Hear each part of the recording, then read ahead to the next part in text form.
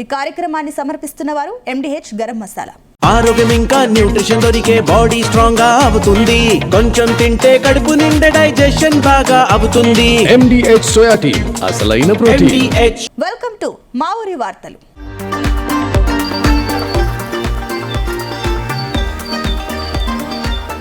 గుక్కెడు మంచినీళ్ల కోసం ఊరంతా పరుగు పందెం. పొద్దున్నే లేచి పనులు మానుకొని బిందెలతో క్యూలైన్లు.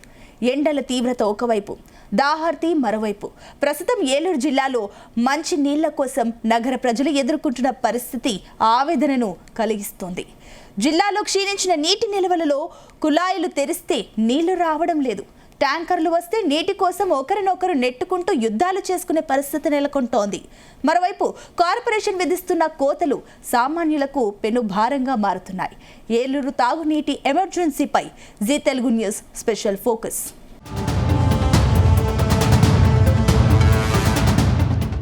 ఏపీలోని ఏలూరు జిల్లాలో నీటి కోసం ప్రజలు యుద్ధాలు చేస్తున్నారు. తెల్లవారుకు ముందే వీధుల్లో ఖాళీ బిందెలు చేత పట్టుకుని నీటి కోసం తంటాలు పడుతున్నారు. మైళ్ల కొద్దీ తాగునీటి కోసం నడిచి వెళ్లినా తాగునీరు దొరుకుతుందన్న గ్యారంటీ లేకపోవడంతో నరకయాతన పడుతున్నారు. నిత్యావసరాల్లో ప్రతి దానికి నీరు అవసరమే. కనీసం తాగడానికి కూడా మంచినీరు లభించకపోవడంతో ఏలూరు ప్రజలు అల్లాడిపోతున్నారు. వర్షాభావ పరిస్థితులతో ఏలూరులో ఎక్కడ చూసినా నీటి కొరత నెలకొంటుంది. దానికి తోడు ఎల్నినో ప్రభావంతో జలాశయాలు ఎండిపోయి నగరం తీవ్రంగా తాగునీటి సంక్షోభాన్ని ఎదుర్కొంటుంది. ఏలూరు కార్పొరేషన్ అనునిత్యం కూడా రోజుకి 2 పూట్ల సరిపడా తాగునీరు అందించేటువంటి చరిత్ర కలిగినటువంటి నగరం. ఆ విధంగా ఎండాకాలంలో కూడా వేసవికాలంలో కూడా అనునిత్యం ఏ రోజు కూడా 2 పూట్ల తాగునీరు ఇచ్చుకుంటూ ప్రజలకు ఇబ్బంది లేకుండా చూసుకుంటూ వస్తున్నాం. అయితే ఈ సంవత్సరం ప్రత్యేకించి దీని గురించి ఎందుకు మాట్లాడాల్సి వస్తుందంటే, ఏదైతే ఎల్నినో ప్రభావం ఎఫెక్ట్ వల్ల వర్షాభావ పరిస్థితులు ఏర్పడ్డాయి, రాష్ట్ర వ్యాప్తంగా కూడా వర్షం కోసం రైతన్నలు ఆకాశానికి ఎదురు చూస్తూ ఉన్నారు. అదేవిధంగా తాగునీటికి కూడా ఇబ్బందులు తలెత్తబోతూ ఉన్నాయి. వర్షాలు బాగా కురిసి జలాశయాలు నిండుగా ఉన్నప్పుడు ఏలూరు నగరంలో రోజుకు 2 సార్లు నీళ్లిచ్చేవారు. కానీ ప్రస్తుతం ఒక్కసారికే పరిమితమైంది. అది కూడా ఒక్కోసారి విడుదల కాకపోవడంతో ప్రజలు తీవ్ర ఇబ్బందులు పడుతున్నారు. కొన్ని డివిజన్లలో కుళాయిలు తిప్పితే నీళ్లకు బదులు గాలి మాత్రమే వస్తుంది. ఉదయాన్నే టిఫిన్లు చేసి పిల్లలను బడికి పంపాల్సిన మహిళలు ఇప్పుడు నీళ్ల ట్యాంకర్ల కోసం రోడ్లపై గంటల తరబడి వేచి చూడాల్సిన పరిస్థితి ఏర్పడింది.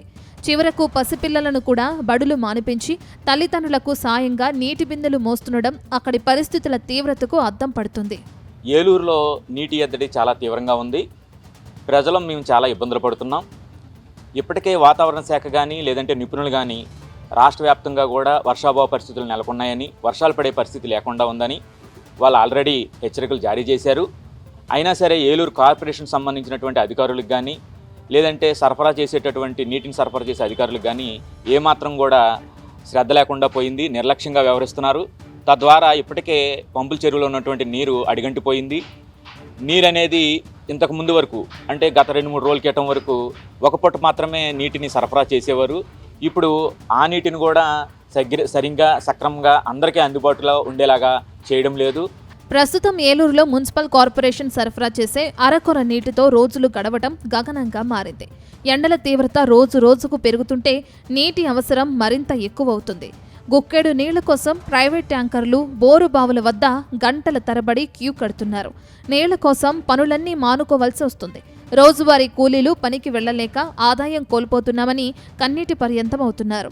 నీటి ఎద్దడితో కూలీలు చేసుకునేందుకు పనులు కూడా దొరకటం లేదని స్థానికులు వాపోతున్నారు.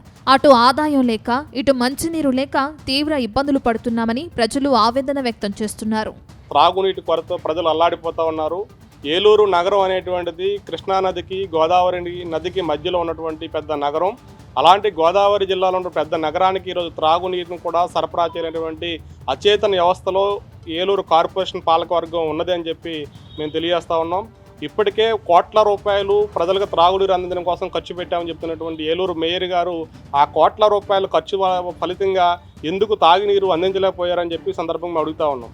ప్రజలకి త్రాగునీరు కూడా అందించలేనటువంటి పరిపాలన కూడా ఒక పరిపాలన అని చెప్పి ఈ సందర్భంగా మేము ప్రశ్నిస్తూ ఉన్నాం. ప్రజలకి 2 పూట్ల సరైనటువంటి సక్రమమైనటువంటి త్రాగునీరు అందించడంలో పాలకవర్గం పూర్తి స్థాయి వైఫల్యం చెందింది. వాళ్ళు వైఫల్యాన్ని కప్పించుకోవడం కోసం సాధారణ వాతావరణ పరిస్థితులపై నెట్టేసే ప్రయత్నం చేస్తూ ఉన్నారు. నగరంలో నెలకొన్న పరిస్థితుల కారణంగా ప్రజలు నీటిని వృధా చేయరాదని మున్సిపల్ అధికారులు అలర్ట్ జారీ చేస్తున్నారు. తాగునీటి అవసరాల కోసం ట్యాంకర్ల ద్వారా నీటిని అందిస్తున్నా అవి దేనికి సరిపోవటం లేదని ప్రజలు వాపోతున్నారు. ఈ ఏడాది లోటు వర్షపాతం ఉంటుందని వాతావరణ శాఖ ఇప్పటికే హెచ్చరించింది. ఈ నేపథ్యంలో ముందు పరిస్థితి ఎలా ఉంటుందోనని ఏలూరు ప్రజలు వణికిపోతున్నారు. ఇంజనీరింగ్ సెక్షన్ సిబ్బంది అంతా కూడా ఒక మీటింగ్ ఏర్పాటు చేసుకొని ఒక 4 రోజుల పాటు, పూర్తి స్థాయిలో కాదు, ఒక 4 రోజుల పాటు ఉదయం పూట రోజుకి 1 గంట తాగునీటి సరఫరా చేయాలని చెప్పి నిర్ణయం తీసుకోవడం జరిగింది. ఎందుకంటే ఇప్పుడు ఉన్నటువంటి 10 రోజుల నీటి నిల్వలు మనం వాటిని సేవ్ చేసుకోకపోతే 2 పూటలు ఇస్తూ పోతే 10 రోజులు అయిపోతాయి. ఆ విధంగా మనం 1 పూట ఇవ్వడం మూలంగా నీటి సరఫరాని డబల్ రోజులు పెంచవచ్చు, 20 రోజులకు సరిపడా వస్తాయి. అదేవిధంగా ఈ గ్యాప్లో కూడా నీటిని ఎక్కువగా చెరువుకు నింపుకునేటువంటి అవకాశం ఉంది. భగవంతుడి దయతోటి ఈ 4-5 రోజుల్లో పుష్కలంగా వర్షాలు పడే పరిస్థితి అయితే వాటర్ డిమాండ్ తగ్గిపోయి మనం ఎక్కువ మొత్తంలో చెరువుని నింపుకునేటువంటి అవకాశం ఉంటుంది. కాబట్టి ముందుగా ఈ రాబోయేటువంటి 4 రోజుల పాటు రేపటి నుంచి ఉదయం పూట మాత్రమే తాగునీటి సరఫరా జరుగుతుందని చెప్పి పట్టణ ప్రజలందరికీ కూడా ఈ సందర్భంగా తెలియజేస్తూ ఉన్నాను. పాలకులు, అధికారులు ప్రకటనలు, రాజకీయాలు పక్కన పెట్టి తక్షణమే ఏలూరు ప్రజల దాహార్తిని తీర్చేందుకు చర్యలు చేపట్టాలని ప్రజలు అభ్యర్థిస్తున్నారు. జలాశయాల్లో నీటిని నింపి గ్రౌండ్ వాటర్ పెంచాలని విజ్ఞప్తి చేస్తున్నారు. మున్సిపల్ శాఖ సిబ్బంది సైతం తాగునీటి సమస్యలను తగ్గించేందుకు చర్యలు తీసుకుంటున్నారు. ప్రస్తుతం ఉన్న పరిస్థితులు చూస్తే వరుణుడు కరుణించి వర్షాలు సమృద్ధిగా కురిస్తే కానీ ఏలూరు ప్రజలకు నీటి కష్టాలు తీరేలా కనపడడం లేదు. మరి ప్రభుత్వం ఎలాంటి చర్యలు తీసుకుంటుందో చూడాలి. మరి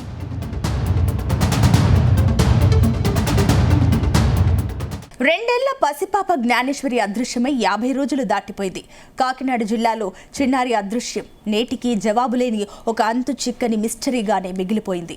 వందలాది మంది పోలీసులు, ఎన్డీఆర్ఎఫ్, ఎస్డీఆర్ఎఫ్ బృందాలు, డ్రోన్ కెమెరాలు, స్నిపర్ డాగ్స్, చివరికి ఏఐ టెక్నాలజీతో అడవులను జల్లెడ పట్టిన ఒక్క ఆధారము లభించలేదు.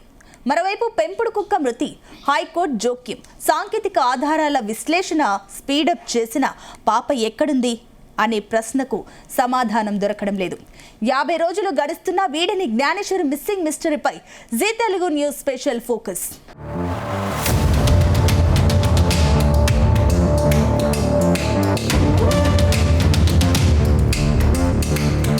యాభై రోజుల క్రితం ఆ ఇంట్లో వెల్లి విరిసిన నవ్వులు ఒక్కసారిగా అదృశ్యమైపోయాయి.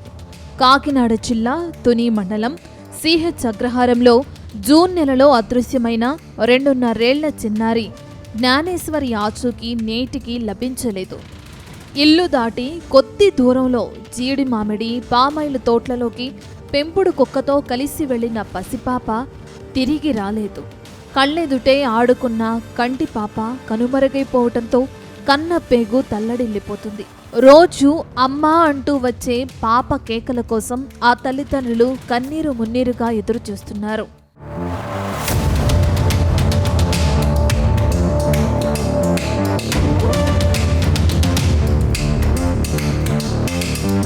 చిన్నారి ఆచూకీ కోసం ఏపీ ప్రభుత్వం, పోలీస్ యంత్రాంగం రాష్ట్ర చరిత్రలోని అరుదైన రీతిలో భారీ మెగా ఆపరేషన్ చేపట్టింది. ఎన్డీఆర్ఎఫ్, ఎస్డీఆర్ఎఫ్, అటవీ శాఖ, గ్రేహౌండ్స్ బృందాలు రంగంలోకి దిగాయి. అగ్రహారం చుట్టుపక్కల ఉన్న వందలాది ఎకరాల అటవీ ప్రాంతం, లోయలు, వాగులను జల్లెడపడ్డాయి. అడవి జంతువులేమైనా దాడి చేశాయా అన్న కోణంలో థర్మల్ డ్రోన్లు, ట్రాప్ కెమెరాలను ఉపయోగించారు. ప్రతి పొదను, ప్రతి బావిని తనిఖీ చేశారు. కానీ రోజులు గడిచినా ఒక్క బట్ట పీలిక కానీ, చిన్న ఆధారం కానీ లభించకపోవడం అధికారులను సైతం ఆశ్చర్యానికి గురిచేస్తుంది.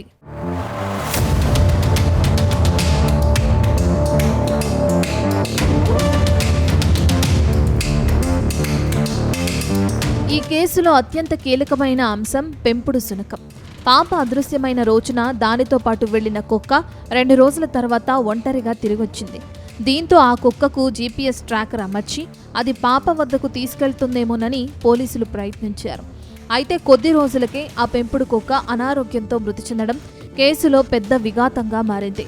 కుక్క ద్వారా లభించాల్సిన కీలక ఆధారాలు లభించకుండా పోయాయి. దీంతో అటవీ ప్రాంతంలో ప్రమాదం జరిగిందా, లేక ఎవరైనా పక్కా ప్లాన్ ప్రకారం కిడ్నాప్ చేశారా అనే సందేహాలు బలపడుతున్నాయి.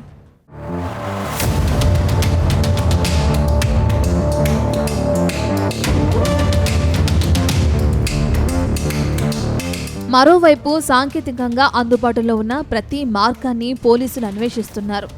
అదృశ్యమైన సమయంలో ఆ ఏరియాలోని మొబైల్ టవర్ డంప్ డేటాను సేకరించి విశ్లేషిస్తున్నారు. వేలాది కాల్ డేటాను పరిశీలించారు. చుట్టుపక్కల ప్రధాన రహదారులపైన ఉన్న సీసీటీవీ ఫుటేజ్లను జల్లెడ పట్టారు. చైల్డ్ ట్రాఫికింగ్ ముఠాలు, కిడ్నాపర్లు, పాత నేరస్తుల జాబితాను సేకరించి పలువురిని విచారించారు. అయితే ఎక్కడా చిన్న ఆధారం కూడా చిక్కకపోవడం విచారణ అధికారులకు పెద్ద సవాలుగా మారింది.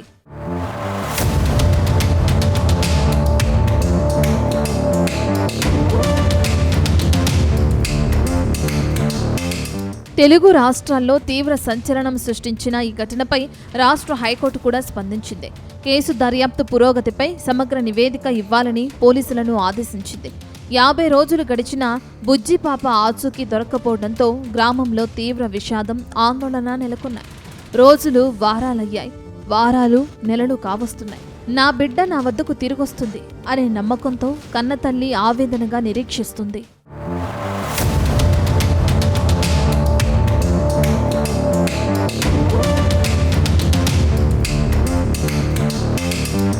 యాభై రోజుల అన్వేషణ, వందలాది మంది అధికారులు, అత్యాధునిక టెక్నాలజీ అయినా చిక్కుముడి వీడని జ్ఞానేశ్వరి అదృశ్యం కేసు ఇప్పుడొక పెద్ద మిస్టరీగా మారింది. జాను ఎక్కడున్నావు అన్న కన్నపేగు ఆవేదనకు త్వరలోనే జవాబు దొరకాలని, ఆ చిన్నారి సురక్షితంగా తల్లి ఒడికి చేరుకోవాలని అందరూ కోరుకుంటున్నారు.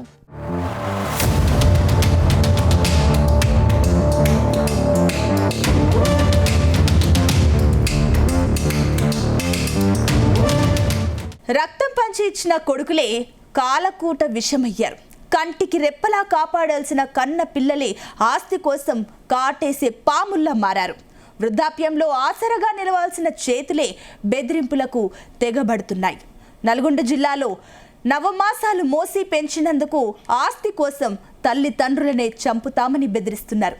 కన్న కొడుకుల రాక్షసత్వానికి తాళలేక బ్రతకడం కంటే చావడమే మేలని భావించిన ఆ వృద్ధ దంపతులు కారుణ్య మరణానికి అనుమతి ఇవ్వాలంటూ అధికారుల ముందు నిలబడ్డారు.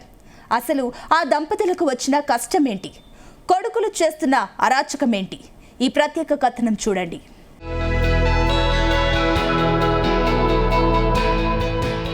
ఆకుపచ్చ దుప్పటి కప్పుకున్న అటవీ సౌందర్యం, జీవ వైవిధ్యానికి చిరునామాగా నిలుస్తున్న ప్రకృతి శోభ.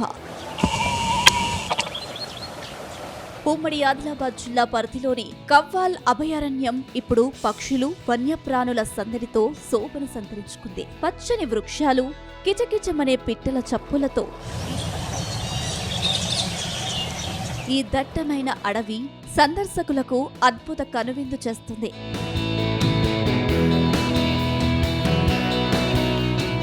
వన్యప్రాణుల రక్షణే ధ్యేయంగా అటవీశాఖ చేపట్టిన ప్రత్యేక చర్యలు సత్ఫలితాలనిస్తున్నాయి. అడవి జీవుల దాహార్తిని తీర్చేందుకు సోలార్ వాటర్ పంప్ సెట్లతో నీటి తొట్టెలు, చెరువులు, విస్తారమైన గడ్డి క్షేత్రాలను అందుబాటులోకి తెచ్చారు. దీంతో పక్షులు, జంతువులు స్వేచ్ఛగా ఆవాసాలు ఏర్పాటు చేసుకుంటూ కవ్వల్ అడవులను తమ సురక్షిత సామ్రాజ్యంగా మలుచుకున్నాయి. జన్నారం అటవీ డివిజన్ పరిధిలో పక్షుల పండగ సాగుతుంది. వడ్రంగి పిట్టలు, పచ్చ పిట్టలు, గిజిగాళ్ళు, నీటి బాతులు, గుడ్లగూబల నుంచి ఇండియన్ కూకు, బ్రెయిన్ ఫీవర్ బర్డ్స్ వరకు ఎన్నో అరుదైన పక్షులు ఈ అడవిలో సంచరిస్తున్నాయి. వీటితో పాటు పులులు, చిరుతలు, జింకలు, సాంబార్లు, అడవి దున్నలు, రేసు కుక్కలు అడవిలో విహరిస్తూ ఒకవైపు నిశ్శబ్దం, మరోవైపు అటవీ గంభీరతతో ప్రత్యేక అలజడిని సృష్టిస్తున్నాయి. టైగర్ దగ్గర నుండి లేపాడు, అలాగే రకరకాల మాంసాహార జంతువులు, అడవి కుక్కలు, టోల్స్ అంటాం మనం, అలాగే పెద్ద నక్క, చిన్న నక్క, ఉల్ఫ్ అంటే తోడేలు అంటారు, తోడేలు, అలాగే సివెట్స్ సివెట్స్ అంటే మరణాగి అంటారు, ఐడియా ఉండొచ్చు, కొంతమంది పేర్లు విని ఉంటారు. అలాగే పొనుగు పిల్లి, ఇవన్నీ మాంసాహార జంతువులు ఇవన్నీ కూడా. అలాగే శాకాహార జంతువులు కూడా మన దగ్గర అన్నీ ఉన్నాయి ఆల్మోస్ట్. చుక్కల గుత్తులు, సాంబార్ గుత్తులు, సాంబార్ అంటాం, కొండగొర్రె, ఇలాంటివన్నీ కూడా మన దగ్గర ఉన్నాయి. ఇంకా చింకార కూడా ఉంది. కేవలం స్థానిక జీవులే కాదు, ఏటా వర్షాకాలం చలికాలంలో దేశ విదేశాల నుంచి లక్షలాది వలస పక్షులు కవ్వల్కు క్యూ కడుతూ ఉంటాయి. అడవిలోని సహజ సిద్ధమైన వాగులు, వంకలు, సెలయేళ్ల వద్ద దాదాపు 3 నెలల పాటు విడిది చేసి కొత్త ప్రాణాన్ని సంతరించుకున్నాక తిరిగి తమ సొంత ప్రాంతాలకు పయనమవుతాయి. ఈ సుందర దృశ్యాలు ప్రకృతి ప్రేమికులను మంత్రముగ్ధులను చేస్తున్నాయి.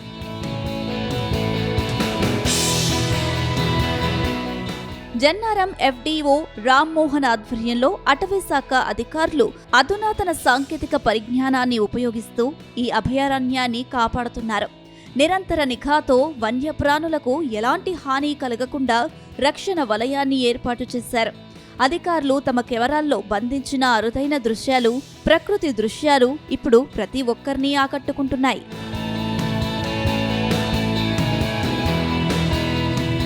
ఈ కార్యక్రమాన్ని సమర్పించిన వారు MDH గరం మసాలా, MDH దమాలు, దాల్ తడకా మరియు మష్రూమ్ మసాలా. MDH తో భోజనం ఎల్లప్పుడూ రుచికరం. MDH సదా మీకు కొత్త రుచినివ్వడానికి తయారుగా ఉంటుంది.